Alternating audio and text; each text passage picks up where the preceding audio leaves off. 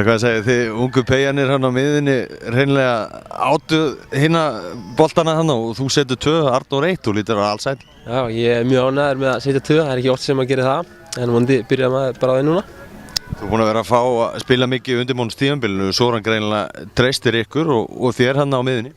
Já, við erum búin að vera stígandi í þessu hjá okkur og við erum búin að sýna í vetur hvað við getum og ætlum bara að halda því áfram inn í sumari, halda áfram að spila þann bolta sem við gerum vel. Það sást bersýnilega hérna í dag, það er flott skipulag á liðinu, færslan og vörnin og allt þetta. Gekk nokkuð veginn allt svona upp sem var lagt með fyrir þennan leik?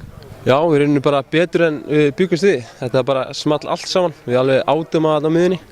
Það var bara mjög skemmtilegt. Þú voru að vinna eins og segir, alla tæklingar, seinni bolta, skallan og þetta, voru mun ákveðnari Grindvíkingarnir? Við vorum greinilega bara meira gíraðir í þennan leik heldur en þeir. Það bara sýndi sér á vellinum og úrslitin eftir því. Og sætt að vinna svona nákvæmlega slag og fullt áhorfendum að styðja ykkur? Já, það er hrikalega ljúft. Mjög skemmtilegt að sjá allas áhorfendur hérna og bara vona að þeir mæti á fleiri leiki núna í sumar. Og ég vona á fleiri mörkum frá þér? Já, segjum að ég komi 2-3 viðbútt, en ekki meira, kannski ekki meira. Það er til hamingju með sigurinn og mörkin. Já, takk.